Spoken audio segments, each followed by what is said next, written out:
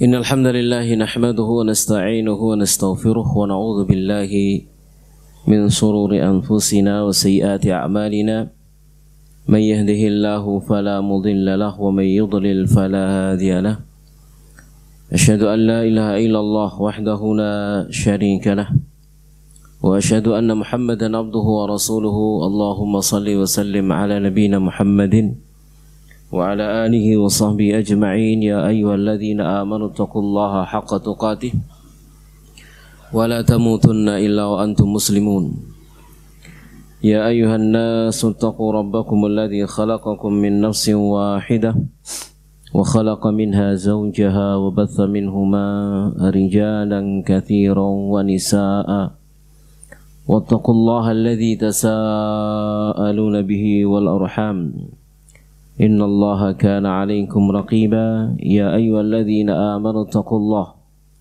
وقولوا قولا سديدا يصلح لكم أعمالكم ويغفر لكم ذنوبكم ومن يطع الله ورسوله فقد فاز فوزا عظيما أما بعد فإن أصدق الحديث كتاب الله وخير الهدي هدي محمد صلى الله عليه وعلى آله وسلم وشر الأمور محدثاتها وكل محدثة بدعة وكل بدعة ضلالة وكل ضلالة في النار.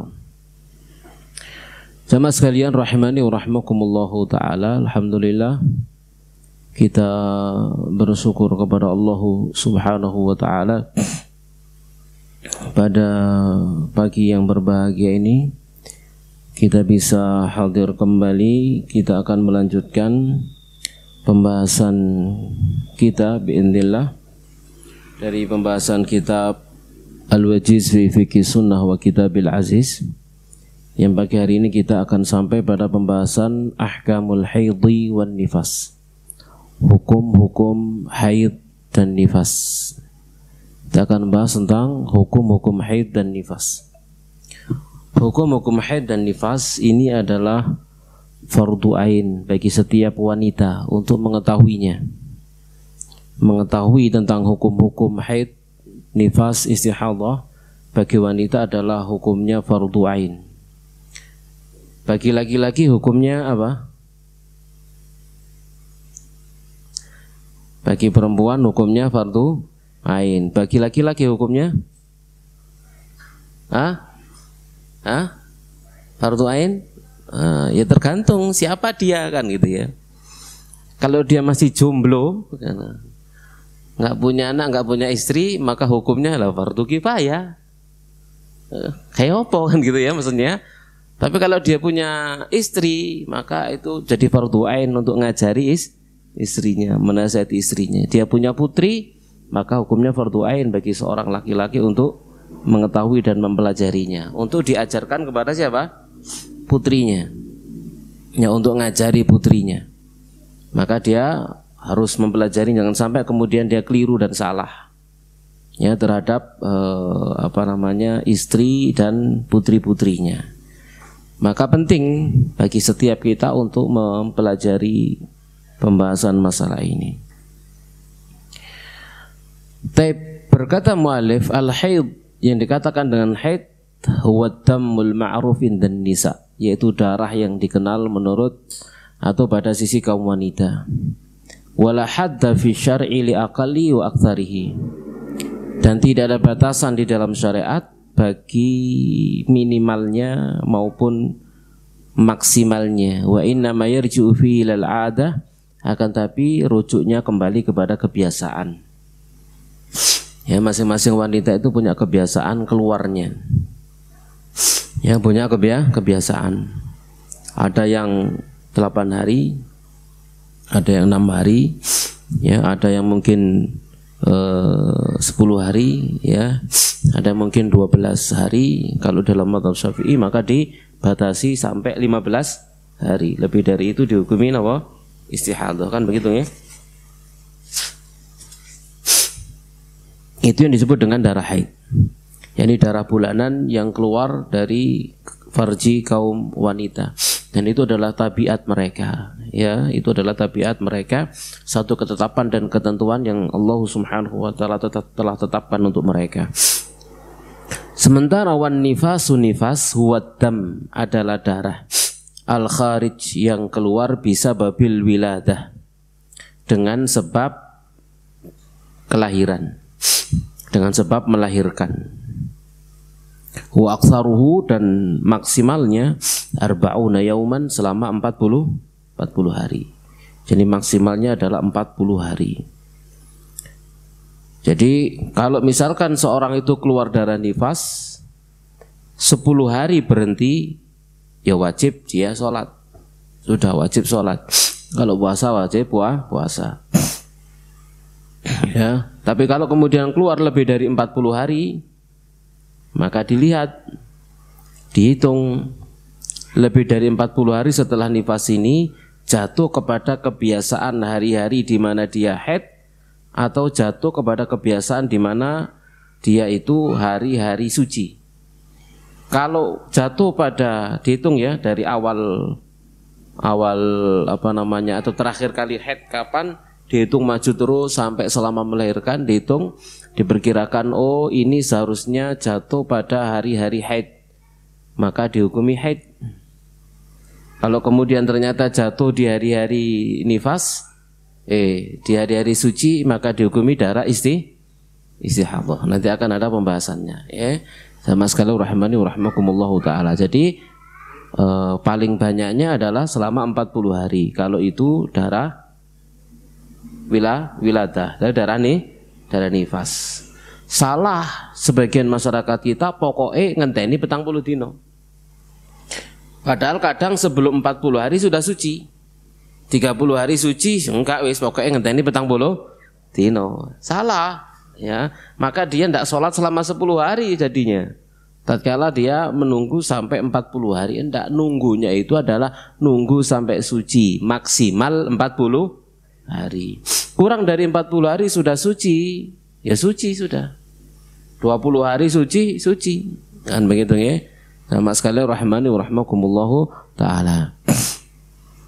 An Ummi Salamah radhiyallahu anha, dari Ummu Salamah radhiyallahu taala anha qalat, dia berkata, kanatin nufasa, adalah orang-orang wanita-wanita nifas, tajlisu, dia duduk diam, ala ahdi Rasulillah, di zaman Rasulullah sallallahu alaihi wasallam, arba'ina yauman, selama 40 hari.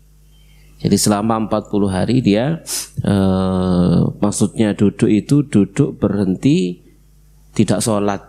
Ini maksudnya karena masih keluar darah haid, dan mereka menunggu selama 40 hari maksimal. Wa mata ra'at at-tuhra qabla al-arba'ina ightasalat wa taharat, dan kapan dia melihat suci sebelum 40 hari, maka dia mandi dan dia bersuci. Wa in istamarra bihad-dam ba'da al-arba'in, kalau kemudian darah itu terus berlanjut setelah 40 hari, ightasalat litamamil arba'ina wa taharat. Ya, jadi dia mandi untuk sempurnanya yang 40 hari itu dan dia bersuci. Dihukumi dia suci gitu ya. Nah, ini tergantung dia bisa menghitung dari terakhir haid ataukah tidak. Maka hendaknya dihitung, ditandai gitu ya. Terakhir haid itu kapan? Kemudian dihitung sesuai dengan kebiasaannya. Misalkan 8 hari haid, 20 hari suci. Berarti ngitung 8 20 sampai hari yang ke-40 dari masa nifas, ya. Hari itu atau besoknya hari yang ke-41 itu, ya, itu masuk hitungan haid atau hitungan suci. Kalau itu hitungan haid, maka nyambung, berarti habis nifas langsung haid. Kalau itu hitungan suci, berarti itu darah istihadah, maka dia mandi kemudian dia bersuci. Jelas insyaallah ya? Jelas? Baik, sekarang kita lanjutkan ma yuhramu bil haidhi wan nifas. Apa yang diharamkan bagi wanita haid dan nifas. Apa yang tidak boleh mereka lakukan? Yang tidak boleh dilakukan oleh seorang wanita yang dalam keadaan haid dan nifas, ya. Apa saja yang tidak boleh dilakukan? Yang pertama, jamaah sekalian rahimani wa rahimakumullahu taala, adalah kata mu'alif, diharamkan bagi wanita haid dan nifas apa yang diharamkan bagi orang yang berhadas. Ya, jadi diharamkan bagi yang haid dan nifas, kata mu'alif, apa saja yang diharamkan bagi orang yang berhadas. Yang diharamkan bagi yang berhadas. Wa tazidu alaihi fi tahrim, dan ditambah atasnya bagi pengharaman. Jadi sebentar, sebelum itu, apa saja yang tidak boleh dilakukan bagi orang yang berhadas? Yang pertama adalah sholat, jelas ya.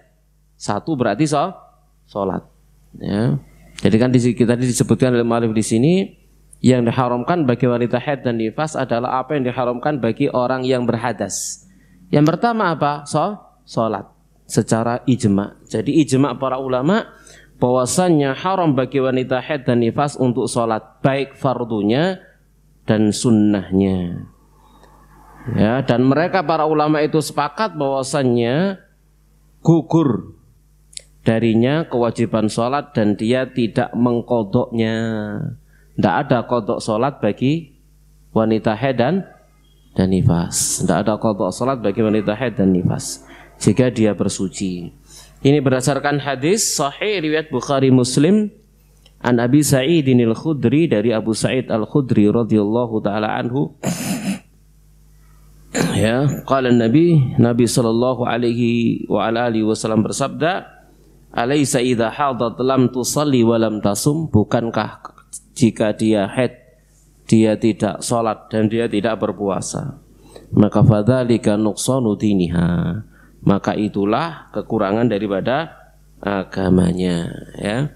Jadi dia tidak sholat baik fardu maupun sunnah, ya, tidak sholat baik fardu maupun sunnah. Jamaah sekalian rahimani wa rahimakumullahu taala. Juga hadis dari Mu'adzah bahwasanya ada seorang wanita berkata kepada Aisyah, "Atu juzi'u ihdana salatu wa idza tahurat." Ya. Jadi Mu'adzah ini berkata, apakah salatnya salah seorang di antara kami itu mencukupinya jika dia bersuci? Ya. Atau dalam redaksi yang lainnya dia bertanya, "Mabalul haidi taqdi shauma wa la taqdi shalah?" Kenapa wanita haid itu dia mengkodok puasa dan tidak mengkodok sholat? Maka Ibunda Aisyah berkata, "Aharuriyatun anti?" Apakah kamu itu adalah seorang wanita haruri, wanita khawarij? Karena saat itu orang-orang khawarij itu berkumpul di daerah namanya Haruriyah. Maka di daerah namanya Haruri, kan gitu ya. Maka mereka disebut kelompok Haruri atau Haruriyah kalau dia perempuan. Maksudnya apa, kamu wanita khawarij yang berkumpul di sana? Aharuriyatun anti? Maka Ibunda Aisyah berkata, "Kunna nakhidu ma'an nabi fala ya'muruna bih." Dulu kami haid bersama dengan Nabi sallallahu alaihi wasallam, lalu beliau tidak merintah kami dengannya. Au qalat fala naf'alhu. Kalau dia mengatakan kami tidak melakukannya, ini tidak sholat. Di dalam redaksi yang lainnya, Ibunda Aisyah berkata, "Kana yusibuna dzalik." Yang demikian itu menimpa kami ma'a Rasulillah, bersama dengan Rasulullah sallallahu alaihi wasallam. Fa nu'maru biqada'is shaum, lalu kami diperintah untuk mengqada' puasa, wala nu'maru biqada'is shalah, dan kami tidak diperintah untuk mengqada' salat. Gitu ya. Jadi kita perhatikan di sini yang diharamkan baginya yang pertama yaitu salat. Nanti ada yang kedua puasa. Namun di sini perlu kita tambahkan beberapa faidah, ya jamaah sekalian rahimani wa rahimakumullahu taala, tentang kaitannya dengan masalah suci dan haidnya seorang wanita. Masalah suci dan awal haid ini penting untuk kita perhatikan. Jamaah sekalian rahimani wa rahimakumullahu taala. Ada perbedaan atau ada permasalahan seperti ini. Masalahnya begini. Seorang wanita suci di di waktu asar. Seorang wanita suci di waktu asar. Ya, seorang wanita suci di waktu asar. Maka apa yang harus dia lakukan? Misalkan akhir daripada waktu asar. Ya, akhir daripada waktu asar. Jadi asar tinggal sedikit, lalu dia suci. Ya, yang akibatnya kan apa? Dia suci di waktu asar yang itu merupakan kewajiban dia untuk melaksanakan sholat asar. Maka apa yang harus dia lakukan? Maka di sana ada dua pendapat.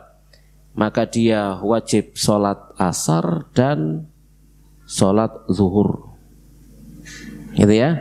Jadi dia suci di waktu asar, maka dia wajib sholat asar dan sholat zuhur. Ini pendapat yang pertama.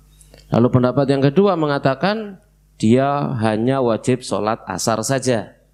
Kenapa? Karena sholat zuhur dia tadi masih dalam keadaan haid. Itu alasannya seperti itu. Karena tadi dia tidak wajib saat zuhur, maka begitu dia masuk sholat asar, zuhur juga tidak wajib. Nah, gitu ya.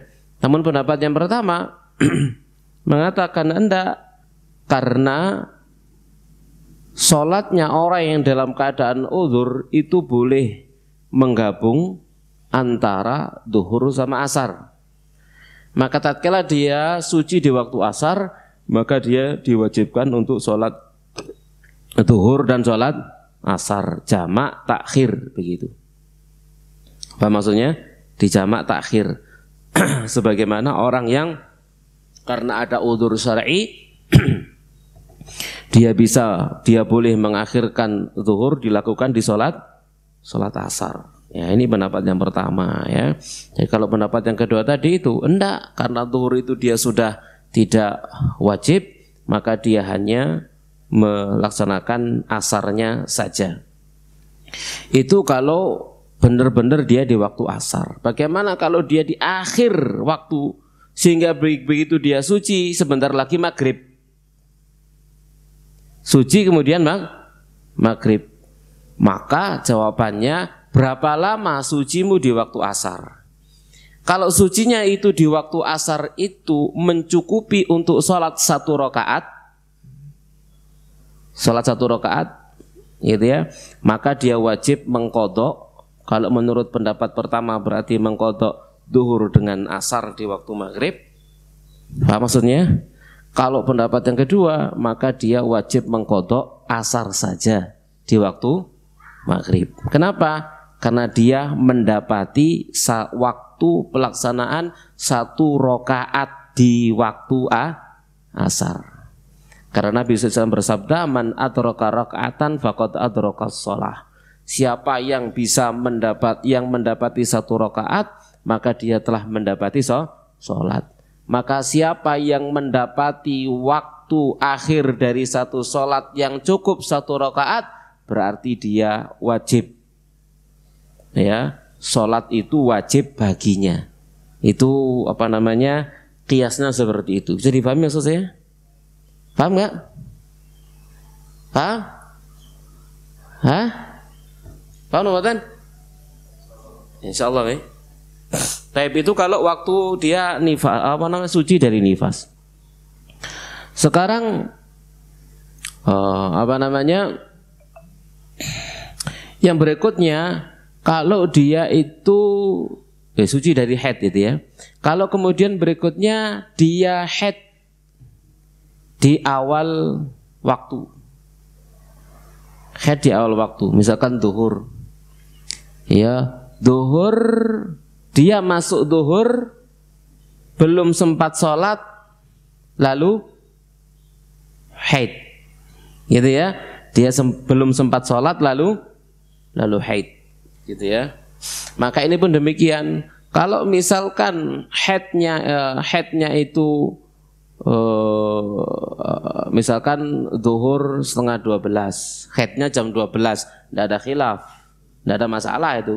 Maka dia wajib qadha sholat zuhur nanti saat tatkala suci. Kenapa? Karena dia haid. Kenapa? Di waktu sholat yang dia belum mensolatinya. Bagaimana kalau dia suci di awal sekali, gitu ya? Awal dengar azan, sebentar kemudian dia haid, sehingga dia masuk waktu sholat tersebut belum sempat sholat. Maka itu ukurannya sama dengan tadi. Kalau dia masuk di waktu zuhur itu, dia bisa melaksanakan seukuran 1 rakaat sholat, maka hukumnya wajib dia mengqadha sholat tersebut di saat suci. Tapi kalau tidak cukup melaksanakan 1 rakaat, maka tidak ada kewajiban bagi dia untuk mengqadha.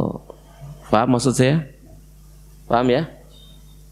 Karena dalilnya sama, man adraka raka'ah faqad adraka shalah. Siapa yang mendapati waktu itu mencukupi 1 rakaat, maka berarti dia mendapati kewajiban sholat.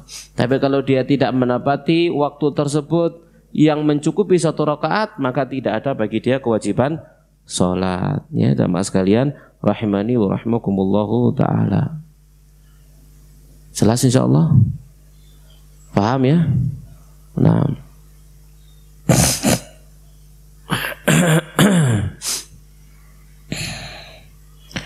Dan itu juga sama ya, berlaku dengan waktu maghrib dan isya. Zuhur sama asar itu 1 waktu, maghrib sama isya juga satu waktu, gitu ya. Itu satu waktu. Memang di sana ada khilaf dalam masalah itu ya. Seperti yang tadi saya sebutkan, ada dua pendapat seperti itu. Namun yang hati-hati adalah pendapat yang kedua, itu yang paling hati-hati, ya. Jadi dia menambahkan sholat yang di 1 waktu itu untuk orang yang uzur, biar enak ya, nyaman hatinya, tidak ada khilaf. Kalau itu mesti benernya ya. Baik, jamaah sekalian rahimani wa rahimakumullahu taala ya. Seperti itu adalah di antara fatwanya Syekhul Islam di dalam fatwanya ya, Syekhul Islam Ibnu Taimiyah, dan mazhab jumhur ulama seperti Malik dan Imam Syafi'i dan juga Ahmad. Idza taharat al-haidu fi akhirin nahar shalat dhuhra wal asra jami'an. Jika wanita haid itu suci di akhir siang, maka dia salat zuhur dan asar jami'an semuanya. Wa idza taharat fi akhiril lail, jika dia suci di akhir malam, salat al-maghrib wal isya jami'an, maka dia salat maghrib dan isya semuanya. Kama naqala dzalika Abdurrahman ibn Auf, seperti hal demikian dinukil dari Abdurrahman bin Auf, Abu Hurairah, Ibnu Abbas. Kenapa? Li'annal waqta mushtarakun baina sholataini fi waqfi halil udhri. Dikarenakan waktu itu berserikat di antara kedua salat pada saat udzur. Fa idza tahurat fi akhirin nahari fa waqtu dhuhri baqin fa tusalliha qabla al-'asri. Jika dia suci di akhir siang, yakni di waktu asar, akhir siang sebelum maghrib, ya, maka waktu zuhur tetap bagi dia. Artinya masih bisa seseorang itu sholat zuhur kalau memang tadi zuhurnya tidak sholat karena uzur, kan begitu ya. Tadi zuhur dia tidak sholat karena uzur syar'i tentunya, maka dia menjamaknya di jamak takhir di waktu asar. Fatusalliya qabla al-asri, dia sholat sebelum sholat asar, bukan sholat sebelum waktu asar maksudnya.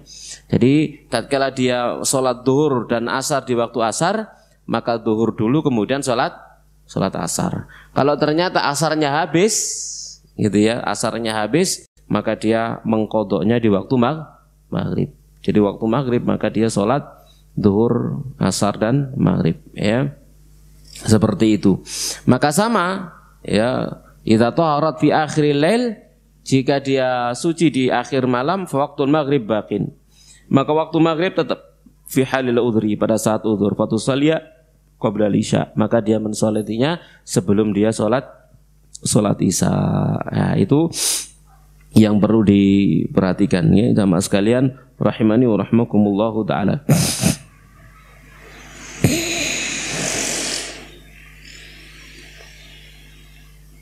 Nah, jelas ya insyaallah ya. Yang ibu-ibu di bawah semoga jelas ya apa yang saya sampaikan ya, atau apa yang disebutkan oleh mu'alif ya. Ya, di sini saya menggunakan dua kitab yang menjadi pembahasan. Yang pertama adalah Wajiz fi Fiqih Sunnah wa Kitabil Aziz, dan juga Sahih Fiqih Sunnah wa Tilatuhu. Ya, karena pembahasannya lebih detail. Kemudian setelah sholat, perkara kedua yang haram adalah apa? As-saum, puasa.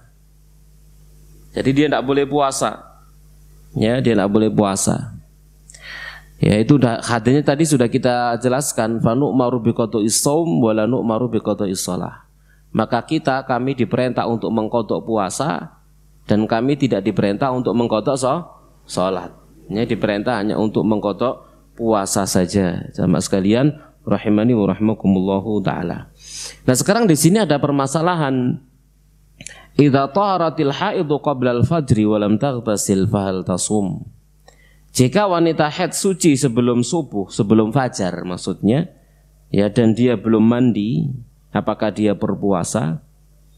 Jadi sebelum subuh, ya, dia suci, tapi belum mandi, ya, apakah dia berpuasa?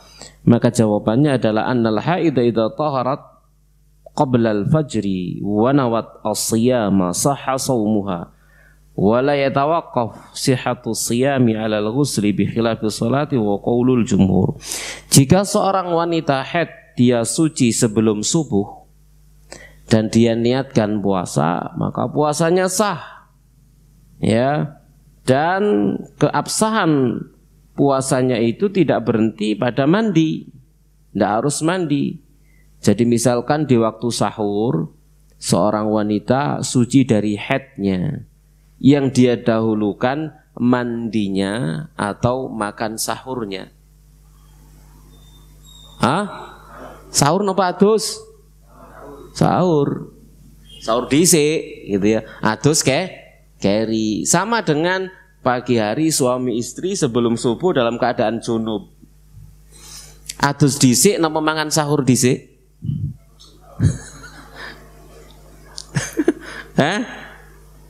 Atus ini mangan sahur dhisik. Iya, dipikir dhisik kan gitu ya. Aku lek atus gak iso sahur, tapi lek sahur sik iso atus gitu. Ya berarti sahur dulu baru mandi. Tapi kalau bisa digabung misalkan ya habis mandi masih bisa sahur, ya mandi dulu baru sahur. Ya itu tergantung kondisi gitu ya. Jamaah sekalian rahimani wa rahimakumullahu taala. Karena Nabi sallallahu alaihi wasallam biasa di waktu Ramadan masuk waktu subuh beliau belum mandi ya dari junub. Kita lanjutkan yang berikutnya, permasalahan yang kedua. Idza taharat al-haidu qabla ghurubi syamsi fa hal tasumu baqin nahar. Nah, ini masalah. Jika wanita haid itu suci sebelum maghrib. Suci sebelum maghrib. Wanita haid suci sebelum terbenamnya matahari. Apakah dia ikut puasa, sisanya siang? Ya, misalkan waktu duhur suci. Apakah antara duhur sampai maghrib dia tidak boleh makan?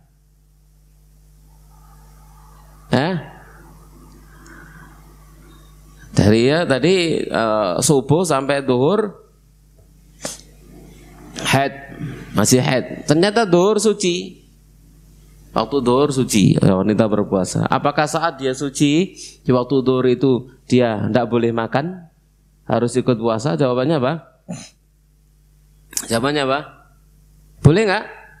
Ya, boleh. Ya, boleh. Mangan apa kok nggak boleh ya? Ya. Rugi kok, salah kau oleh mangan kok gak uran yang ngotok kan ya, karuan kau oleh mangan tengko gak nggak ngodok, nah itu baru apa namanya cocok gitu ya. Tapi kalau dia apa namanya tidak boleh makan tapi juga tetap mengkodok, makan sia-sia jadinya, gitu ya. Maka di sana ada masalah rahmani rahimakumullah, jawabannya la yulzimu antum sika baqiyatan nahar, tidak harus dia menahan diri dari makan minum sisa hari itu. Fa yaqad aftarat fi awwalihi, dan dia sudah berbuka dari awal hari itu. Kan sejak subuh dia sudah makan, toh boleh makan, boleh minum karena dia haid, ya. Ya, maka dia tidak ada gunanya begitu dia suci di akhir siang atau di pertengahan siang kemudian dia berhenti dari makan, tidak boleh makan, sia-sia, nggak ada gunanya gitu ya. Wasataqdi yauman anhu fala da'i imsak baqin yaum. Sementara dia juga nanti keurungan yang mengkodok begitu ya.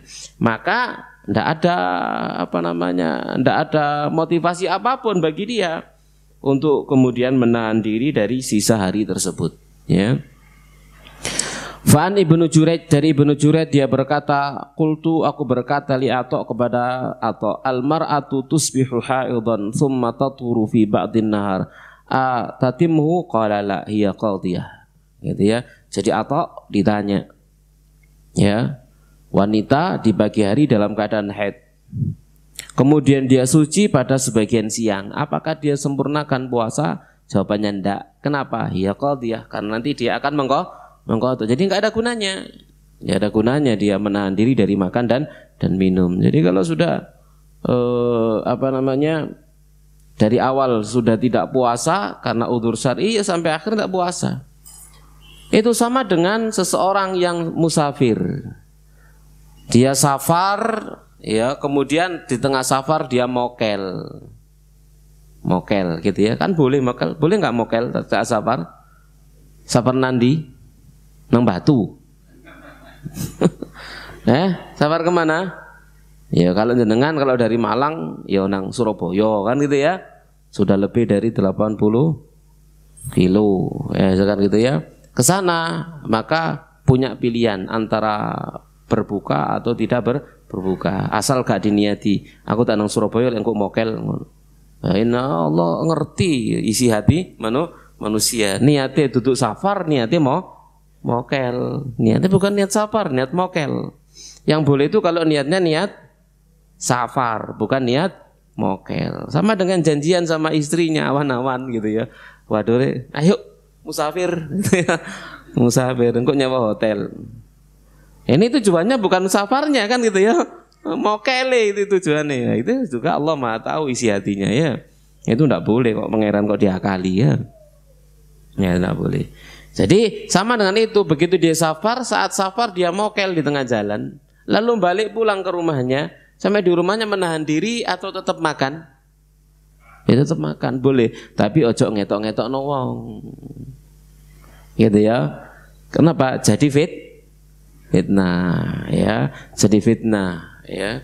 Jadi harus bersembunyi, jangan memperlihatkan hal itu kepada orang lain. Jadi fitnah nanti ya, merusak nama nantinya. Karena orang belum tentu orang itu tahu kalau kita pulang dari safar, belum tentu tahu ya. Jangan buat fitnah. Jamaah sekalian rahmani wa rahmakumullahu taala. Jelas ya insyaallah ya? Jelas. Baik. Sekarang yang berikutnya, perkara ketiga yang tidak diperbolehkan bagi wanita yang haid dan nifas adalah al-wata'u fil farji. Jima ya di kemaluan ya. Jadi al-jima, al-wat'u fil farji, jima di kemaluan.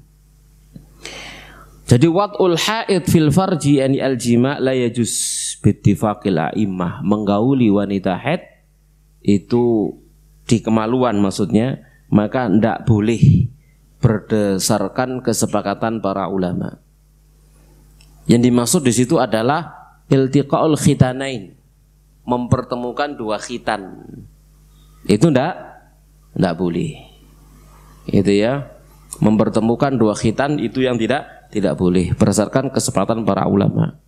Kama harramallahu taala dzalika biqauli, seperti sebagaimana diharamkan yang demikian oleh Allah Subhanahu wa taala dengan firman-Nya, fa'tazilun nisaa fil mahid. Jauhi wanita di masa haidnya. Artinya apa? Maksudnya jangan digauli. Digauli di mana? Di kemaluannya. Tetapi ayat yang umum ini dikhususkan dengan apa? Isna'u kulla syai'in illan nikah. Lakukan semuanya kecuali nikah. Nikah maksudnya apa? Al-jima. Ini al-wat'u fil farji. Lakukan semuanya, percumbuhan semuanya boleh. Pokoknya tidak jima. Pokoknya tidak mempertemukan dua kemaluan. Itu saja yang tidak boleh. Kalau yang lainnya boleh. Model apa? Sakarpe urusannya dewe-dewe gitu ya. Masuk kata dijelas no. Ya, itu urusan sendiri-sendiri, kesepakatan masing-masing gitu ya. Pokoknya selain mempertemukan dua kemaluan, maka itu semuanya boleh. Isna'u kulla syai'in illan nikah. Lakukan semuanya kecuali nikah, kecuali jima, yakni mempertemukan dua kemaluan. Adapun selain itu maka tidak masalah. Sekalipun kemudian dua-duanya atau salah satu di antara keduanya mencapai apa yang dimaksud dengan hubungan suami istri, tidak ada masalah. Gitu ya. Masing-masing sampai inzal, baik suami istrinya sampai inzal dengan percumbuannya, tidak ada masalah. Pokoknya tidak mempertemukan dua kemaluan, ya. Baik. Jelas ya insyaallah ya. Kan tidak perlu dirinci kan gitu ya. Itu apa namanya urusan pribadi masing-masing suami istri ya. Itu rahasia ya. Rahasia mereka berdua. Ada beberapa faedah yang disebutkan di sini. Seandainya yang pertama ada faedah. Seandainya seorang muslim meyakini halalnya menggauli wanita haid di kemaluannya, ya, maka dia jadi kafir murtad. Kalau dia menghalalkan, kan hukumnya haram, diharamkan oleh Allah Subhanahu wa ta'ala Al-Qur'an, fa'tazilun nisa. Jauhi wanita. Maksudnya jangan kau gauli dia. Di mana? Di kemaluannya. Kalau kemudian dia menggauli istrinya di kemaluannya, ya, dan dia meyakini halalnya, maka dia murtad, kafir. Kenapa? Dia halalkan apa yang diharamkan oleh Allah. Seandainya dia melakukannya tanpa berkeyakinan halalnya, ya, tanpa berkeyakinan halalnya, jika dia lupa atau bodoh dengan keberadaan haid, ya, misalkan kok bisa? Iya, mungkin dia menggauli istrinya di akhir suci. Di akhir suci. Selesai baru tahu, ternyata banyak darah gitu ya. Habis selesai menggauli istrinya ternyata banyak darah. Darahnya darah haid. Itu berarti tadi itu waktu dia gauli istrinya dalam keadaan haid, tapi dia baru tahu kalau dia haid setelah selesai. Jelas? Maksudnya setelah selesai kemudian tahu ada darah, darah haid, sampean haid misalkan begitu ya. Baru tahu, maka enggak ada masalah, wong enggak ero. Tidak tahu. Atau kemudian dia enggak tahu hukumnya, enggak tahu ngaji atau gimana, enggak tahu hukumnya kalau haram menggauli istri dalam keadaan haid, ya. Maka fala itsma alaihi wala kafarah. Tidak ada dosa padanya, juga tidak ada kafarah. Termasuk istri yang dipaksa. Istri yang dipaksa. Istrinya enggak gelem, aku haid Mas, tapi bojone nyereng ae, mosok katik tolong-tolong kan enggak tahu. Ya mosok katik tolong gitu ya. Aku haid ya. Ya dipaksa sama suamiku ya ndak meneng wae gitu ya. Dipaksa, mukroh gitu ya. Maka dia ndak berdosa, juga tidak ada kafarah. Yang dosa ya suaminya. Gitu, yang dosa suaminya. Yang justru kan itu permasalahan pribadi, aib gitu ya. Ndak boleh diceritakan kepada orang lain, dia harus menutupi kejadian itu. Istrinya menutupi kejadian tersebut dan dia menasihati suaminya agar tidak mengulangi lagi. Itu haram Mas, gak oleh gitu loh ya. Kok sih maksa wae gitu ya. Tapi itu untuk jima di kemaluan. Tapi kalau yang lain pokoknya ada di kemaluan, terserah gitu ya. Maka boleh ya, sampai sang suami inzal maka nggak ada masalah ya. Kemudian jika dia menggaului istrinya yang haid itu dengan sengaja dan dia mengetahui istrinya itu haid dan dia mengetahui pengharamannya dan dia itu berikhtiar, memang dia pilihan sendiri, keinginan sendiri begitu ya. Ya, maka dia telah melakukan dosa besar dan wajib tobat. Artinya nerak larangan. Dia tahu haram dan dia tidak menghalalkannya, tapi wis gak kuat gitu ya. Gak kuat, ya kebelet lah begitu. Dia tidak bisa menahan dirinya dan juga mungkin apa jenenge masih belum belum apa kita katakan belum pinter gitu ya. Ya, pasangan suami istrinya itu ya pikirannya hanya dengan cara itu saja untuk bisa memuaskan masing-masing dari pasangannya misalkan. Maka kemudian hal itu dilanggar, maka dia telah melakukan dosa besar, dan itu adalah dosa besar ya. Lalu apakah ada kewajiban kafarah saat dia menggauli istrinya saat dalam keadaan haid? Ya, maka berkata jumhur berbeda dengan pendapatnya Imam Ahmad, ya, laisa alaihi kafarah, tidak ada kafarah bagi dia menurut jumhur. Ya. Menurut jumhur laisa alaihi kafarah. Menurut jumhur tidak ada kafarah. Ya, bahkan kata Syekh Abu Malik hafizahullahu taala wa huwa shawab, dan itu yang benar. Tidak ada kafarah. Tapi menurut Imam Ahmad maka ada kafarah.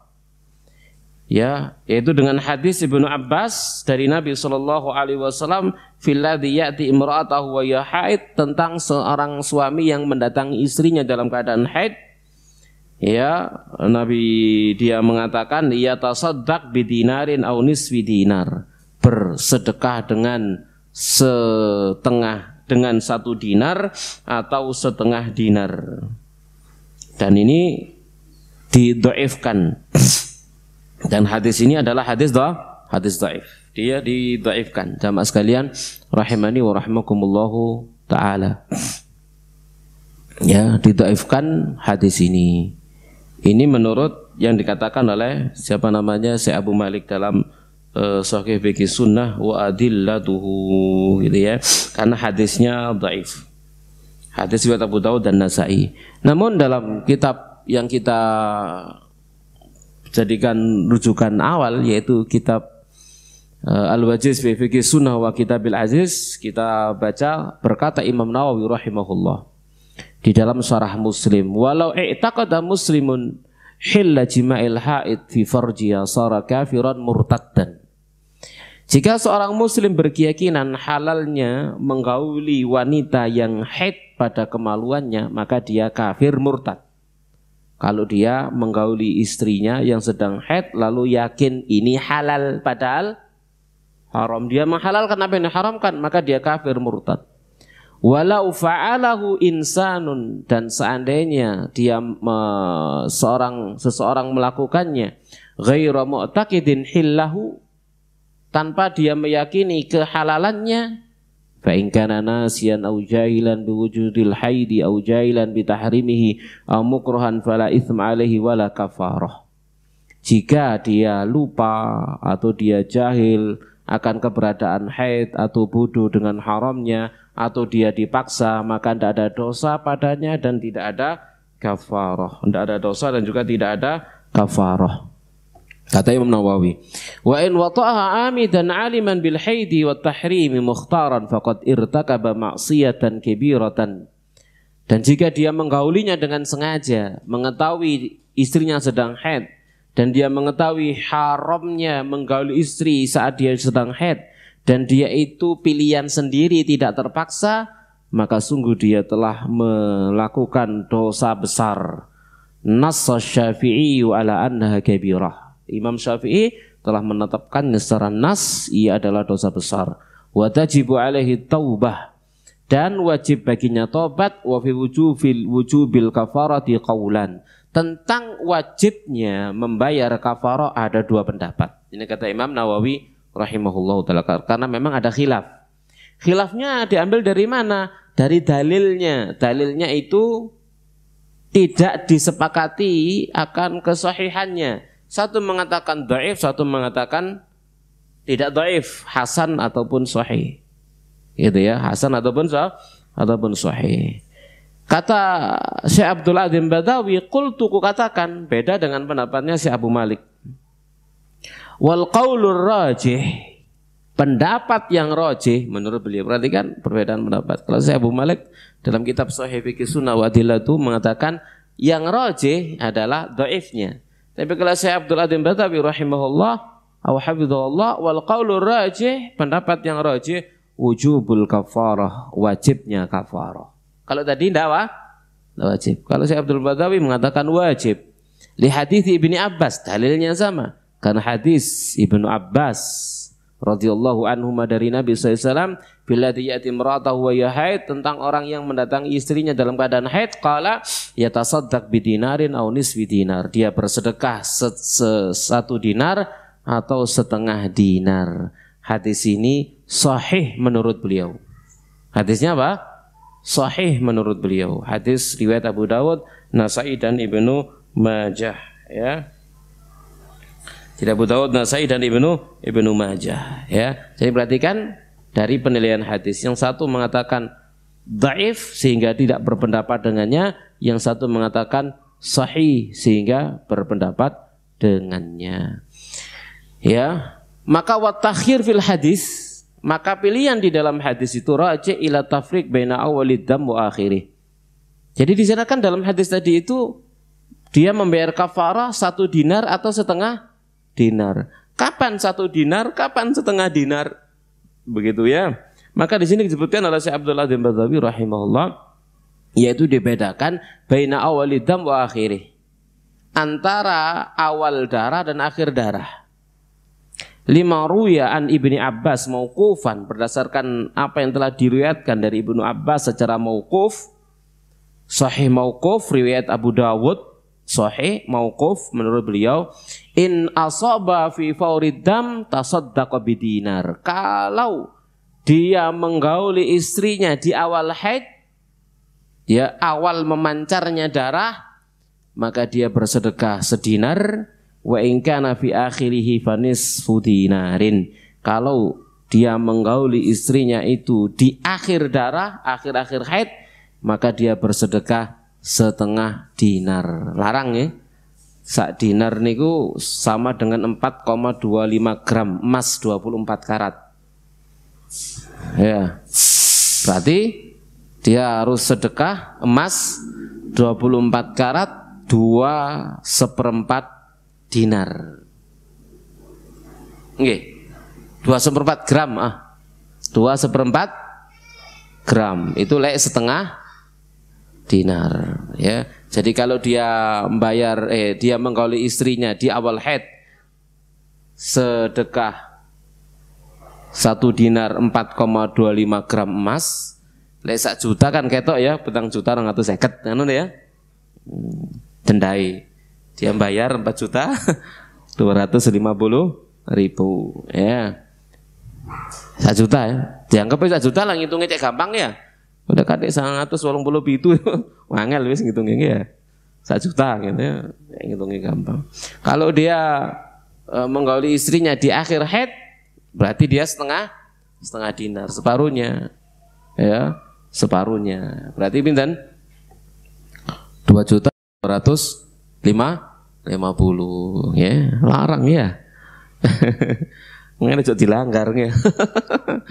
Ya, jangan dilanggar ya. Jamaah sekalian rahimani wa rahimakumullahu taala. Nah, ini pendapat yang rajih menurut Syekh Abdul Adzim Badawi rahimahullahu taala, hafizahullahu taala. Ini jamaah sekalian rahimani wa rahimakumullahu taala.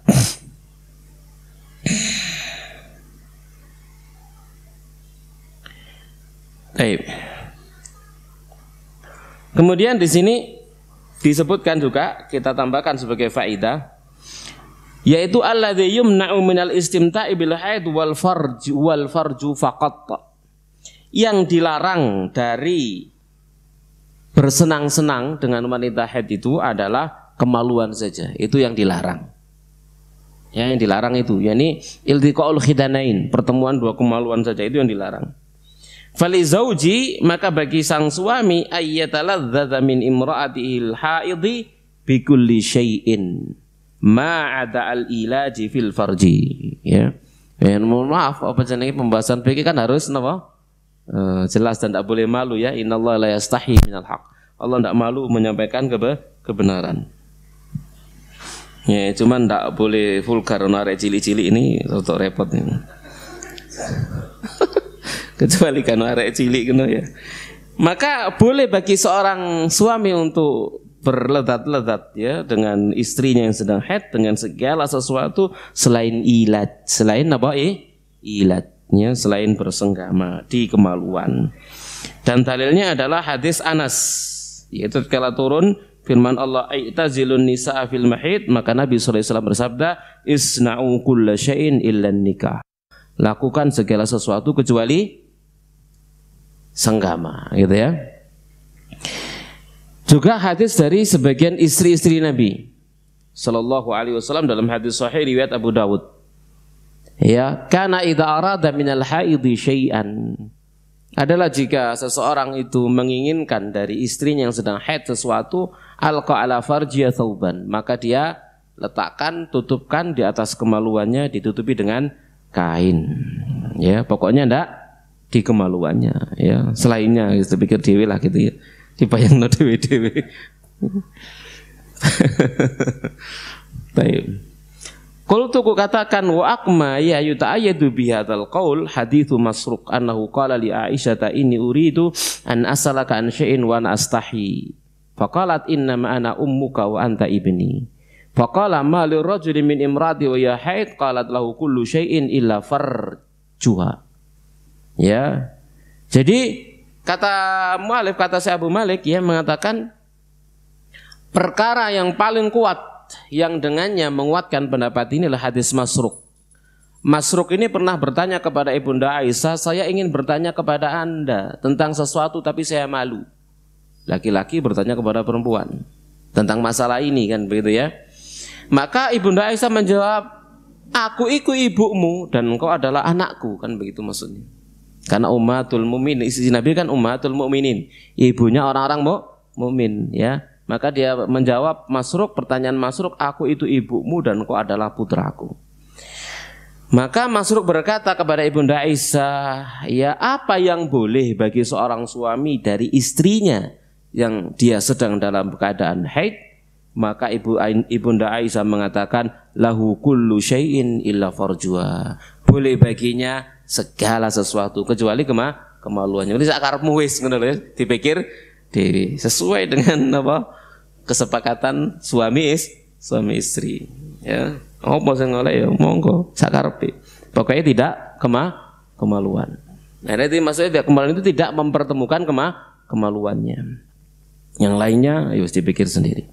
Wala syakka anna Aisyah min a'lamin nas, dan tidak ada lagi bahwasanya Ibunda Aisyah adalah manusia yang paling ngerti bi hukmi hadhil masalah, akan hukum bermasalah ini, li anna zaujatun Nabi, karena dia adalah istri Nabi sallallahu alaihi wa alihi wasallam. Ya.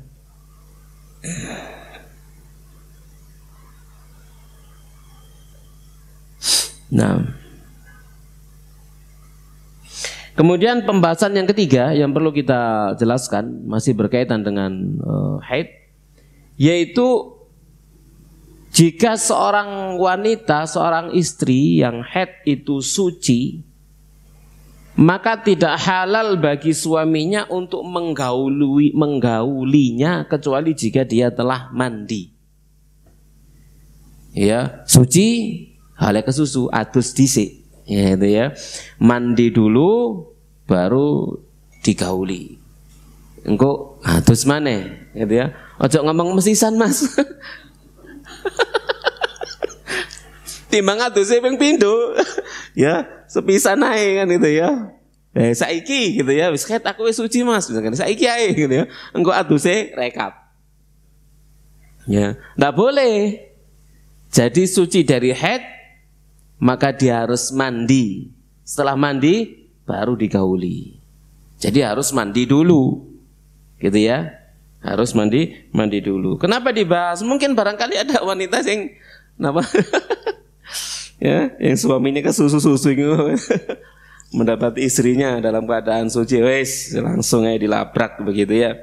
Dan enggak boleh ke susu, harus mandi dulu. Setelah mandi baru digauli, setelah itu mandi lagi, enggak ada masalah. Mandi pertama itu ibadah, mandi kedua juga ibadah.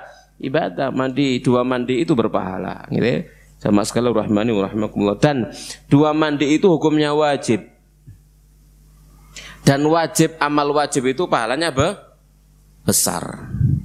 Mandi besar itu, mandi junub atau mandi suci dari haid, itu mengalahkan ibadah salat sunnah. Kenapa hukumnya wajib? Orang salat sunnah dari sejak Isya sampai subuh misalkan, tetap aja itu sunnah, tidak bisa mengalahkan yang wajib. Mandi itu wajib, pahalanya masih jauh lebih besar yang wajib daripada yang sunnah, gitu ya. Jadi jangan meremehkan, waduh adem nek mandi, gitu ya. Ya, diajak suaminya, ayo mau adem, gitu ya. Lah itu pahalanya besar ya, itu hukumnya wajib. Yang wajib itu mengalahkan yang sunnah. Betapapun besarnya pahala yang sunnah, tidak akan bisa mengalahkan pahalanya yang wajib. Sama dengan sholat sunnah kita qabliyah subuh, gitu ya. Khairun minad dunya wa ma fiha, lebih baik daripada dunia dan seisinya. Padahal itu sunnah, apalagi subuhnya yang wajib. Ya, apalagi subuhnya yang wajib. Ya, demikian. Jelas tolong ya. Karena dalilnya adalah wala taqrabuhunna hatta yathurna. Jangan kalian mendekati mereka wanita yang haid hingga mereka bersuci. Bersuci. Bukan sampai suci dari haid, enggak. Hingga mereka bersuci. Fa idza tatahharna, jika mereka sudah bersuci, fa'tuhunna min haitsu amarakumullah. Datangi mereka dari arah yang Allah Subhanahu wa taala perintahkan untuk kalian, ya. Baik, itu pendapat jumhur. Beda dengan Ibnu Hazm. Ibnu Hazm boleh, oleh, gitu ya. Tapi ini salah pendapat itu, ya. Baik.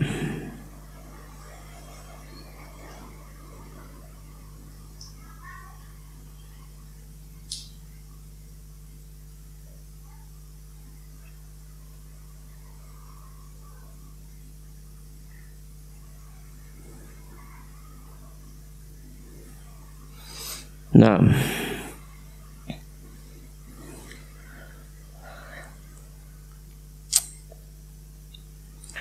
kalau itu tadi itu dari sisi suami, dari sisi suami menggauli istri. Sekarang bagaimana dari sisi sang istri?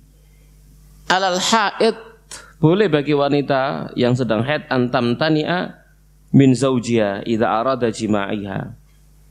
Ya, jadi wajib bagi wanita yang haid itu wajib menolak ajakan suaminya untuk menggaulinya di kemaluannya, wajib menolak.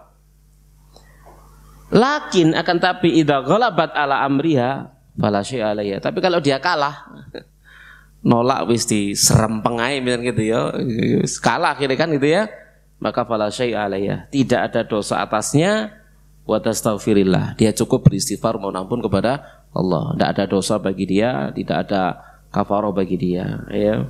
Ini tadi sudah kita sampaikan. Tidak oleh tolong-tolong juga, ya. Kalau tolong ibu-ibu, ya tidak boleh.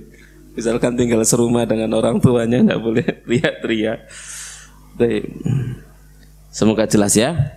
Kemudian perkara keempat yang tidak diperbolehkan bagi wanita yang haid, yaitu apa?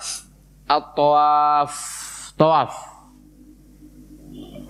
Jadi haram bagi wanita haid, dia berdasarkan ijma' untuk tawaf.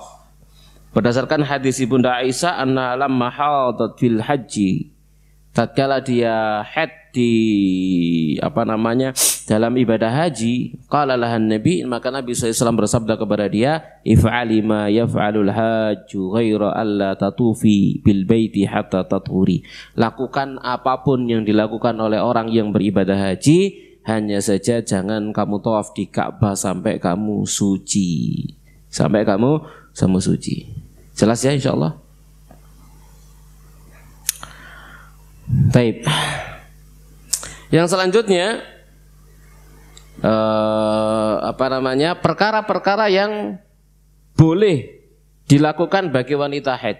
Tadi kan tidak boleh. Sekarang perkara-perkara yang boleh dilakukan oleh wanita haid biar jangkep lengkap. Yang pertama adalah zikrullahi wa qiraatul Quran. Berzikir, menyebut asma Allah dan membaca Al-Qur'an. Ini masalah khilaf ini. Kalau berzikir tidak ada masalah. Kalau membaca Al-Qur'an maka secara amanah ilmiah maka ini ada perbedaan ya, pendapat di antara para ulama ya rahimahumullahu taala. Yang khulasatul qaul, ringkasnya kalau masalah membaca Al-Qur'an itu adalah bagi mereka yang punya hajat untuk membaca Al-Qur'an. Satu yang punya hajat membaca Al-Qur'an, pengajar Quran, guru TPQ, ya ustazah. Dia mau ndak mau harus ngajar. Masa prei selama haid prei, senengan murid hore gitu ya. Ya. Lah tiap bulan balik praya ya. Maka itu hajat, boleh bagi dia untuk membacakannya. Yang kedua, yang punya hafalan Quran. Kenapa? Karena dia berkewajiban untuk mengulang hafalannya. Nah, selama haid misalkan dia nggak murojaah ya bisa rusak hafalannya. 8 hari ya nggak baca murojaah Qur'annya bisa rusak hafalannya. Ya. Jadi yang punya hajat kebutuhan itu tadi, mengajar dan juga yang mereka punya hafalan Quran ya. Maka dia napa jenenge boleh membaca Al-Qur'an.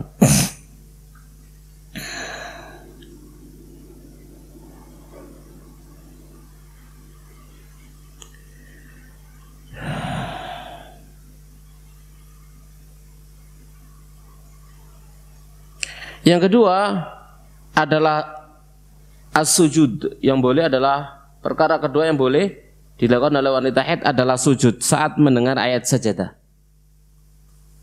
Sujud saat mendengar ayat sajadah. Jika yang baca sujud.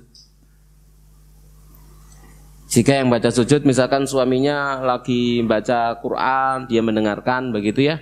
Lalu suaminya sujud, maka istrinya ikut sujud. Kalau suaminya nggak ikut sujud maka tidak perlu ikut sujud. Ya, gimana kalau mendengarkan murotal? Murotal tepat melewati ayat sajadah. Perlu sujud enggak? Nggak perlu, kecuali MP3 ini sujud. Kalau sujud. Itu jawabannya saya Ibnu Utsaimin ya. Jadi beliau ditanya, saya nyetel kaset. Nyetel kaset zaman dulu kan pakai kaset, tip. Gitu ya. TP itu tel kaset ya. Lalu melewati ayat sujud, apakah saya sujud ya? Saya mengajarkan beliau sujud kalau tipnya sujud. Kuyon ya. Maksudnya ya tidak perlu ya. Yang berikutnya, yang ketiga, ini juga masalah khilaf tapi sebagai amanah ilmiah karena kita sudah membaca kitabnya tentang masalah masul mushaf, menyentuh mushaf. Maka ini menurut Syekh Abu Malik hafizahullah taala maka ini termasuk boleh. Tapi menurut pendapat yang lain di antaranya adalah mazhab Syafi'i maka tidak boleh. Maka tidak langsung menyentuh mushaf. Ya, termasuk perkara yang tidak diperbolehkan. Jadi ya sebagai bentuk kehati-hatian gitu ya. Maka tidak menyentuhnya kecuali hajat yang sangat penting. Hajat yang sangat penting misalkan Al-Qur'an jatuh di bawah, ya langsung ambil dinaikkan, tidak ada masalah gitu ya. Tapi kalau tidak perlu maka tidak.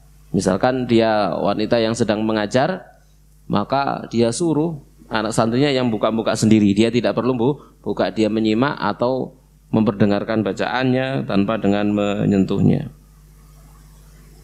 Yang keempat, nyimak suaminya yang sedang baca Quran di pangkuannya. Boleh, seperti Nabi SAW membaca Al-Quran di pangkuan Ibunda Aisyah yang sedang haid. Ya, istrinya haid, ya lalu membaca Al-Quran di pangkuannya. Yang kelima, menghadiri sholat hari raya. wanita haid justru diperintah, disunnahkan wanita haid untuk menghadiri sholat 2 hari raya, ikut hadir di musholal Id. Ya, di mana Nabi SAW berkata yukhrij al-awatiqa, Nabi SAW itu yukhriju al-awatiqa wa dawatil khuduri wal khuyat wal yashhadna al-khaira wa da'watal mu'minina wa ya'tazilul hiyadul musalla. Nah ini wanita-wanita haid disuruh untuk keluar menyaksikan doanya kaum muslimin dan mereka menjauhi tempat sholat, gitu ya. Jadi tidak bergaung berkumpul bersama dengan kaum muslimin saat sholat. Jadi kan datang sholat dulu baru khutbah kan begitu ya. Jadi mereka sebelum sholat menyepi, tidak ikut masuk di dalam barisan kaum muslimin yang akan sholat, menyepi minggir. Kalau mereka sudah sholat baru mereka boleh gabung untuk mendengarkan khutbah. Itu yang dimaksud. Ya, jadi jangan sampai wanita-wanita haid ikut masuk dalam shaf, nanti malah putus, nggak boleh, menyingkir semua dulu. Biarkan yang sholat, setelah selesai sholat baru gabung saat khatib berkhutbah. Yang keenam, ini juga masalah khilaf tentang boleh tidaknya wanita haid masuk ke dalam masjid. Ini masalah khilaf. Ya, ini juga masalah khilaf. Kata Syekh Abu Malik, fi hadzal amr khilafun wasi' bainal ulama. Ya, tentang masalah ini ada perselisihan yang luas di antara para ulama. Ya, perselisihan yang kuat di antara para ulama. Kalau dalam mazhab Syafi'i maka tidak boleh. Yang lain mengatakan boleh, karena menurutnya tidak ada satu dalil pun sahih yang jelas yang melarang wanita haid dari masuk ke dalam masjid. Dalam mazhab Syafi'i maka tidak boleh, karena berdasarkan hadis inilah ukhillu li ahidin inilah ukhillul masjidah li ahidin walal junub. Aku tidak menghalalkan masjid bagi wanita haid dan orang yang junub. Ya, namun hadis itu juga diperselisihkan. Nah, itulah akar masalahnya adalah hadisnya diperselisihkan sahih ataukah tidak sahih. Yang sahih, yang menganggapnya sahih maka tidak boleh masuk masjid, yang menganggapnya tidak sahih maka boleh masuk masjid. Walhasil ini masalah khilaf. Yang kelima, boleh makan-makan dan minum-minum ya bersama dengan suaminya, boleh, tidak ada masalah, ikut makan, ikut minum. Ya.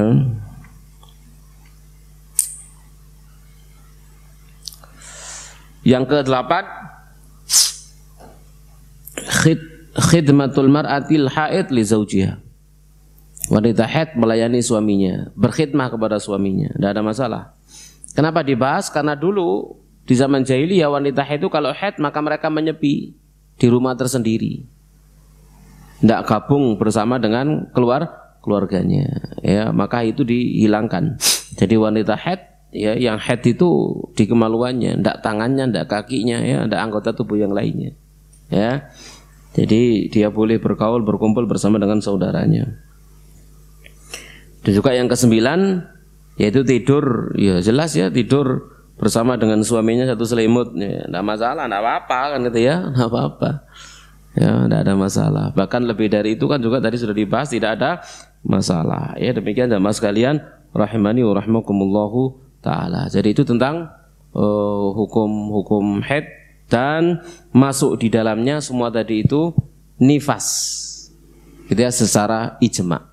Ya, tatkala kita membahas haid maka itu juga berlaku bagi yang nifas secara ijma. Ya, ternyata kita nggak selesai tentang darah nifas dan darah haid. Ya, nanti kita lanjutkan pada pertemuan yang akan datang insyaallah. Baik, demikian jamaah sekalian rahimani wa rahimakumullah apa yang bisa kita sampaikan pada pertemuan kita di pagi hari yang berbahagia ini. Semoga bermanfaat, dan mohon maaf kalau ada kata-kata yang mungkin tidak pantas gitu ya, karena memang pembahasannya itu seperti ini. Sementara kaidahnya innallaha la yastahyi minal haq. Allah itu tidak malu untuk menyampaikan kebenaran. Yang hak ilmu itu ya, sekalipun mungkin dianggap perkara yang tabu atau dianggap memalukan, tapi kalau ini adalah ruang lingkupnya syar'i, maka siapapun di antara kita tidak boleh malu untuk bertanya dan juga tidak boleh malu untuk menjelaskan.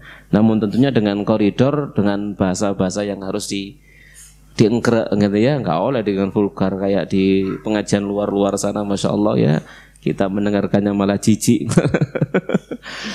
Tapi kita akhiri wassalamualaikum warahmatullahi Muhammadin wa ala alihi washabihi ajmain subhanakallahumma bihamdik asyhadu an la ilaha illa anta astaghfiruka wa atubu ilaik. Assalamualaikum warahmatullahi wabarakatuh.